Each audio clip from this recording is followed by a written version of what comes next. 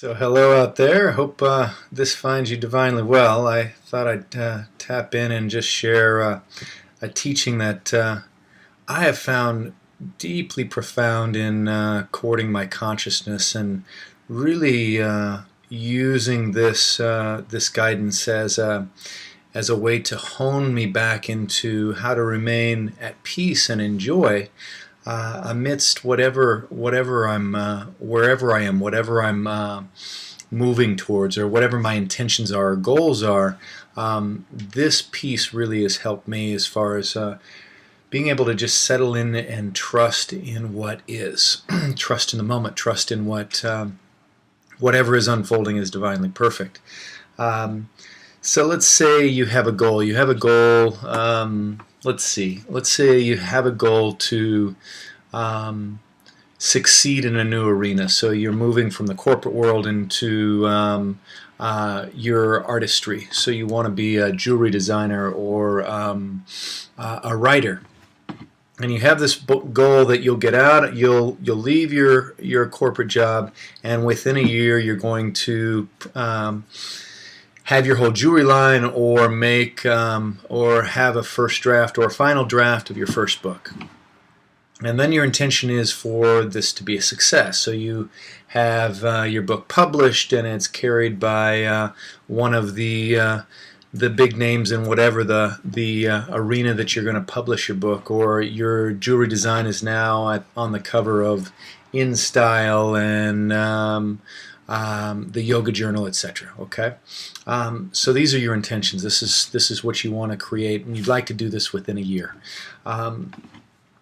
So already when we're setting these intentions, it's fine to have that intention. There's nothing wrong with having goals in your career and relationship, things that you'd like in the world.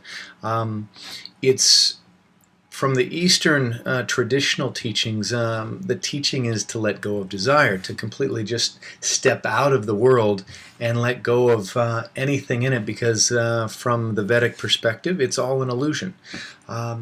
Yet for us Westerners, and for a more integral reality, and actually courting this reality as part of God, part of our part of the One, then this idea that the world is an illusion doesn't really fit, especially if we're living in the world. If we're not in a cave, we're not in an ashram, we're actually in relationship, we're in a job, etc. How do we move with this place of desires naturally come up living in the world? How do we move in a place that desire doesn't own us, because the desire, where the bind is not the desire itself. It's actually, the bind is how we react and respond, and our expectations that we have if we don't receive, achieve, etc. that desire. If we don't get that desire, then we cry like a little baby, or inside, or we get really angry, or we point the finger and blame other people. Well, this just creates the continual cycle of unconsciousness and unhappiness. We try to get what we want, and if we get it, we're happy, and if we don't get it, we're unhappy. And then whatever we get, if we do achieve the job, we do achieve the relationship, we do achieve this transitioning career and have success, great, then we have it. Then are we really happy? Just think about anything that you've done in the past that you've actually achieved the goal that you wanted. Did that complete your happiness? Are you completely free and happy now? Are you completely joyous and at peace with yourself? Or did you want the next desire to be completed? How soon after you accomplished that desire did you have the next one? And then your happiness was then pending on achieving that. So the teaching that I've received from my teacher Shankaracharya is the joy is in the doing. It has actually nothing to do with the accomplishment of. You get up, you continue towards the intention, the purpose that you've created, and ideally that purpose is supported by it being aligned with your conscious evolution, your growth, your not just your joy and peace, but the joy and peace of the world. Because if we're just moving towards a a short-term joy, then why don't we just go do a few lines, and it'll give you momentary joy, but it's not going to give you anything elongated. So it's not going to give you anything permanent, that's for sure. So rather than courting the success of a goal, of an intention, why not court the joy in the doing, in the moment? As the Zen parable goes, what do you do before enlightenment? You chop wood and carry water. What do you do after you're enlightened? You chop wood and carry water.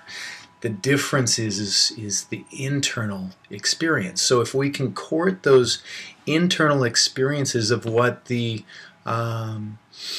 embodiment of oneness is, the presence in the moment is, and we court those qualities in our day-to-day life, we start to naturally align with permanent peace, complete joy, complete wholeness.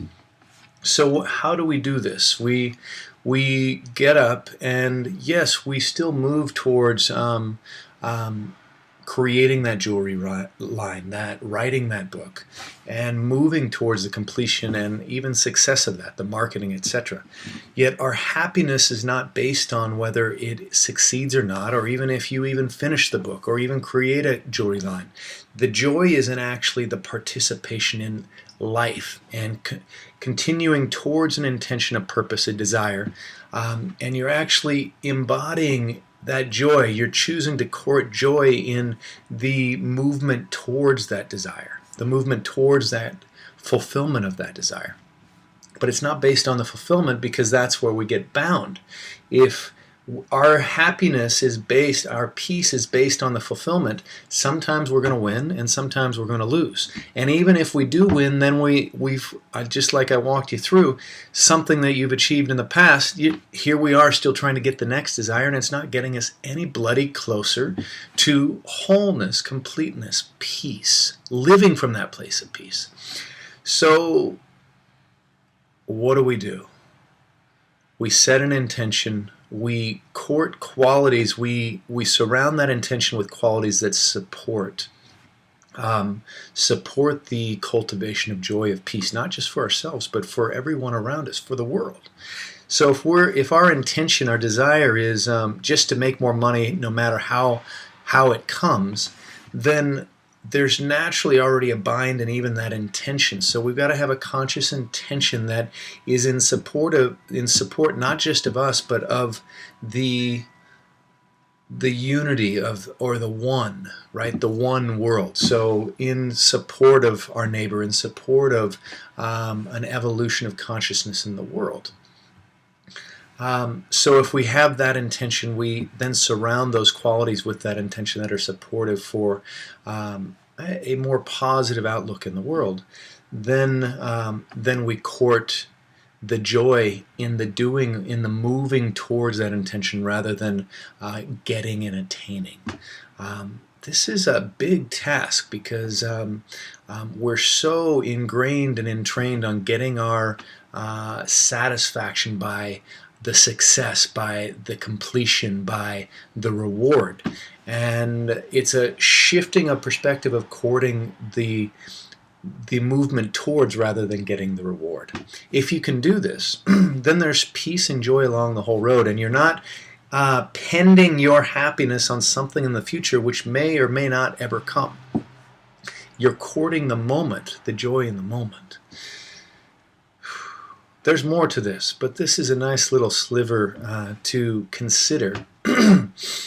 Moving towards, or not, consider being in joy, in peace right now with whatever you're doing. What do you think about that? How do you feel about that? Courting the joy, living the joy right here, right now. So the joy for me in just sharing this video is sharing the video. Whether anybody watches it, anybody likes it, or I have great success or not success, it doesn't matter. The joy is in actually offering this, and I'm doing it from that place. So if you hate what you're doing, then it's going to be much more difficult to do this. So it's courting those things in the places that you already love, and then expanding it in every moment into everything that you do. Joy, peace, presence, the moment. Namaste.